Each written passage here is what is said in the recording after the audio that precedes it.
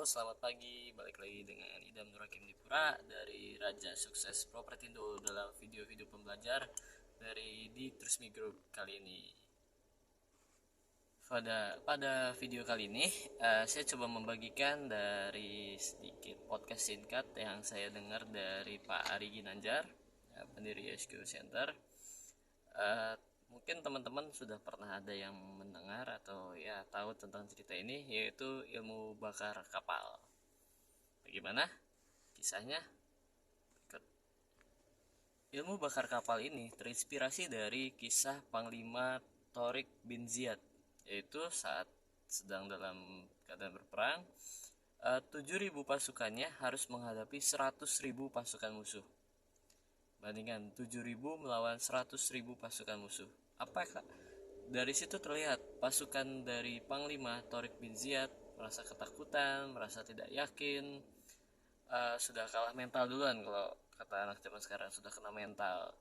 Nah, apa yang dilakukan oleh beliau yaitu beliau membakar seluruh kapal ya, tempat mereka ya, armada mereka dalam ini ya, dalam perjalanan ke situ, bakar semua kapalnya. Lalu apa yang mereka ada jadi, dan apa yang beliau katakan, beliau membakar kapal tersebut sehingga yang menjadi pilihan, tidak ada pilihan lagi, hanya dua pilihannya: maju berperang, mati, atau menang. Seperti itu. Dan kalau dirunut menjadi tiga pilihan: mati berperang dengan ada kesempatan mati atau hidup.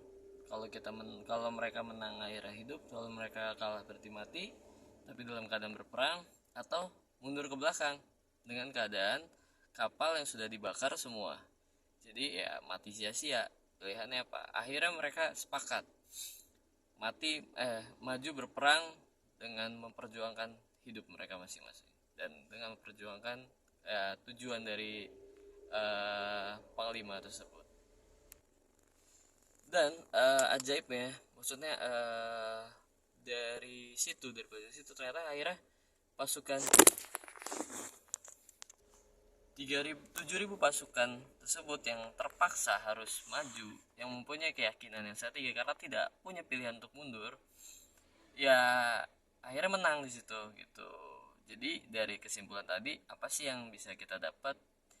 Ya, kalau dari Pak Ari Ginanjar mempunyai rumus 3T, yaitu terpaksa harus maju, terpaksa harus yakin, terpaksa harus menang. Karena ibaratnya nggak punya pilihan mundur gitu.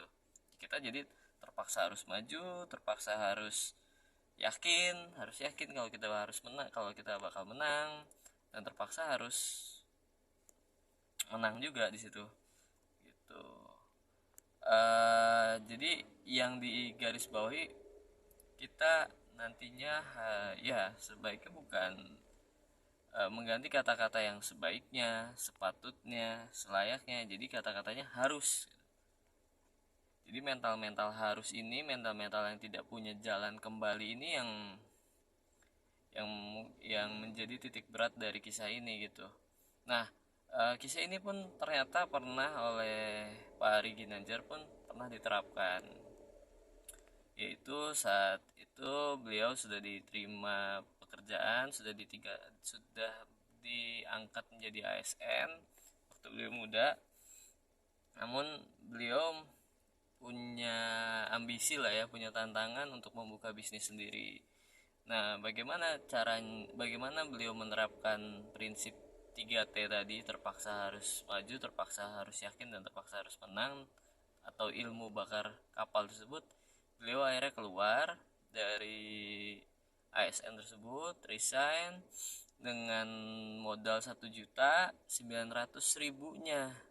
Beliau dijadikan modal untuk membeli jeans. Waktu itu ceritanya beliau membuka usaha jeans, jadi 900.000-nya beliau belanjakan modal, akhirnya habis 900.000, sisa 100.000-nya benar-benar beliau totalitas, bahwa tadi ilmu bakar kapal 100.000-nya beliau berikan kepada orang tua beliau.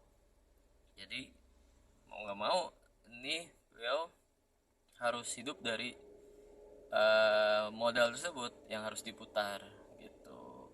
Dan akhirnya kita sama-sama tahu posisi beliau seperti apa gitu.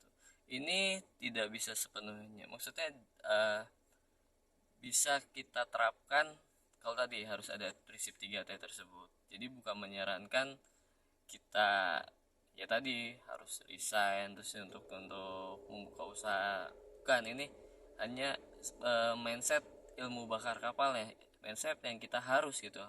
Kalau kita sudah ke situ harus, kalau kita sudah nyemplung atau berkecimpung di situ ya harus kita nggak boleh mikir jalan pulang gitu, nggak boleh mikir balik lagi deh, saya mau balik lagi deh, enggak.